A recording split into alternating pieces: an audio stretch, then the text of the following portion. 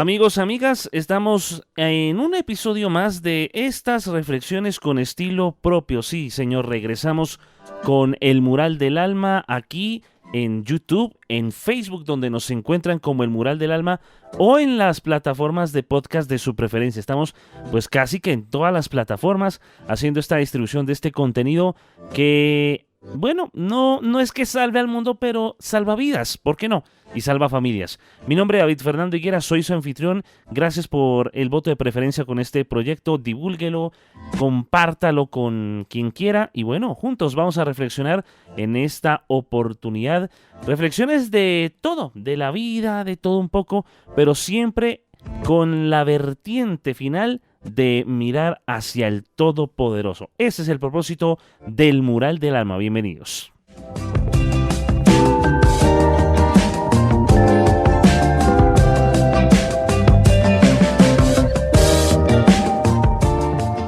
Bueno, aquí estamos con las reflexiones y la del día de la fecha me lleva al 6 de enero de 1941. Pilas esa fecha, ¿no? 6 de enero de 1941. En ese año y en esa fecha, el presidente de los Estados Unidos de aquel entonces, el señor Franklin Delano Roosevelt, pronunció un discurso ante el Congreso de los Estados Unidos y, entre otras cosas, dijo que los Estados Unidos esperaban un mundo fundado sobre 4 libertades esenciales. Primero, libertad de palabra. Segundo, libertad de cultos. Tercero, libertad de trabajo. Y cuarto, libertad de eludir el temor. O sea, haciendo como ¿cómo decirlo? Desglosando el asunto. Primero, libertad para expresar las ideas. Segundo, libertad para adorar a Dios en la forma preferida. Tercero, libertad para elegir la forma de trabajar a fin de no padecer necesidad. Y en cuarto lugar, libertad de evitar todo aquello que haga que la gente sufra dolor o algún temor más bien. Libertad para evitar o de evitar todo aquello que haga que la gente sufra algún temor. Entonces, hablamos de ese contraste entre la libertad y el temor. Parecen contrarios, como que no tendrían razón de enfrentarse, sin embargo, sí. Entonces, hablemos primero de la libertad. Voy a enfocarlo en varias vertientes. La primera, hablemos de la libertad. Esa condición de plenitud que puede tener el ser humano, por ejemplo, hablando de los tiempos de la esclavitud. Por lo menos en gran parte del continente americano, todas las poblaciones, desde lo que es Norteamérica, Centro y Suramérica, todas prácticamente, pues en esos tiempos de los años 1800, 1700, pues han sido libres de diferentes formas de gobierno. Por ejemplo, en el caso de los Estados Unidos, por allá en el 1776 se declaró la independencia del yugo inglés. Hablando de mi país, Colombia, el grito de independencia se dio pues el 20 de julio de 1810 con el manifiesto o con el suceso del florero de Llorente. Googleenlo y averigüen un poco más y ahonden ustedes sobre ello. Pero pues para aquel entonces el reino español había sido sacado, podríamos decirlo así, pero al momento vuelve y reconquista el territorio de la Nueva Granada, lo que hoy es Colombia, y bueno, tras una sucesión de batallas, el día 7 de agosto de 1819, en lo que se conoce como la batalla de Boyacá, que se originó en lo que se conoce como el puente de Boyacá, en el sector del río Boyacá o río Teatinos en la actualidad, que es un punto entre las ciudades de Tunja, la capital del departamento de Boyacá, y Bogotá, la capital del país. Eso marcó el fin del yugo español en estos territorios y de ahí en adelante pues se crea una nueva nación. Pero bueno, el resto es historia. Entonces, hablándolo territorialmente, pues este continente americano a partir de muchas sucesiones y guerras de independencia, se declararon libres de los yugos francés e inglés en el caso de Canadá, en el caso de los Estados Unidos del yugo inglés, y de México hacia abajo, hacia Argentina, exceptuando Brasil, del yugo español, porque Brasil estaba, lo que es el territorio de Brasil hoy, estaba bajo el yugo de Portugal, de lo que era el imperio, el reino de Portugal. Entonces, en esos momentos se había gestado una forma de libertad. La otra forma, pues, la forma en que los esclavos dejaban de ser esclavos para ser libres de sus amos, terratenientes, gente potentada. Pero, ¿saben?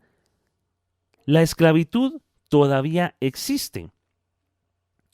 Y existe de formas múltiples.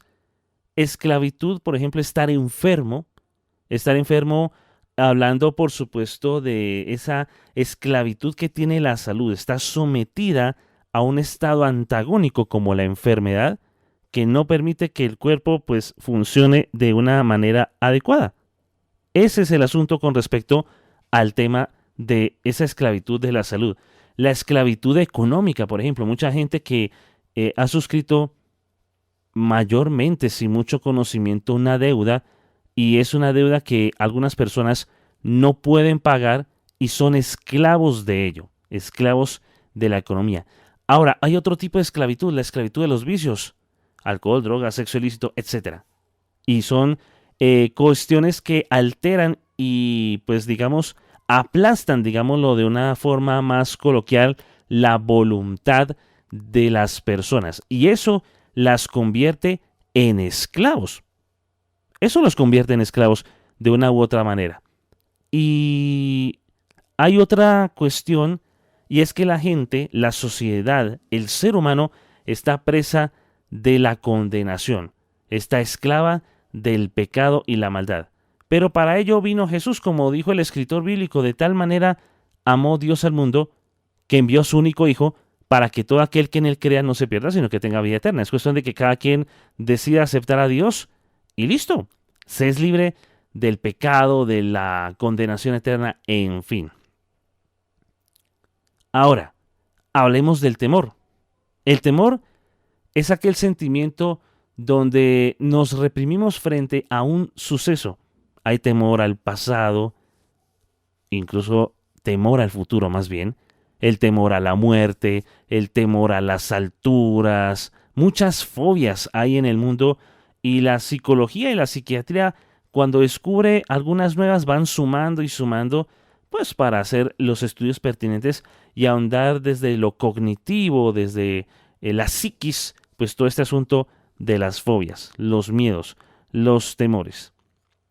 Ahora, ¿cómo mitigar esos temores? ¿Cómo hacerle frente al temor? Pues simple, Dios.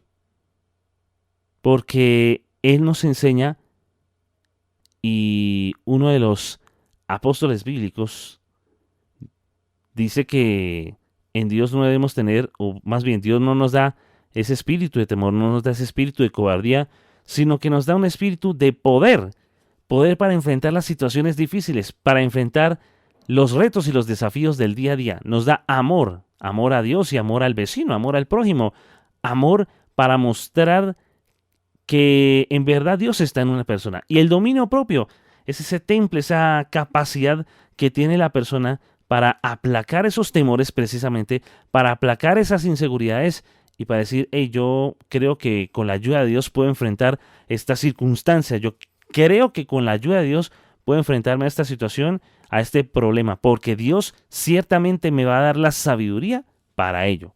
Entonces, la libertad no se alcanza con una firma de un tratado de paz. Hoy en día, en algunas partes del mundo, se está hablando de negociaciones entre un gobierno y grupos armados al margen de la ley, grupos que delinquen, que son financiados por narcotráfico y todo este asunto, y que alteran el orden público de una nación, y se está buscando acuerdos de paz o son desavenencias de tipo histórico que vienen de muchos años atrás y todavía están en ese proceso. Algunas naciones quizás han alcanzado lo que en el ideal humano se llama paz, pero otras no. Pero sabe, la paz, no se firma en un papel. La paz viene de Dios. Como Jesús dijo, mi paz les dejo, mi paz les doy. Yo no les doy esa paz como la da el mundo. No se turbe su corazón. No tengan miedo. Eso dijo Jesús. Él nos garantiza paz y Él nos garantiza la verdadera libertad. Esa libertad que bien podría anhelar alguien que está atado a los vicios, atado a los temores, o incluso, quizás, esa libertad que puede dar Dios la puede experimentar hasta alguien que está tras los barrotes, que sí, de momento su cuerpo está encerrado en 4 paredes y en un espacio reducido, pero que con todo y eso, cuando conoce de Dios, simplemente alcanza esa libertad, esa cosa que uno no entiende, esa cosa que es tan inexplicable, pero que dice, me siento bien y sé que puedo encarar la vida con otra perspectiva. Sé que puedo encarar la vida con la ayuda de Dios. Así que nada, simplemente ese es el contraste entre el temor y la libertad. El temor es algo a la final insignificante cuando descubrimos quiénes somos en aquel que nos diseñó, en aquel que nos creó, que es nuestro buen Dios. Bien, amigos, gracias por acompañarme en este episodio de hoy. Mi nombre es David Fernando Higuera. Los invito para que me acompañen en otra ocasión para escribir juntos aquí en el Mural del Alma.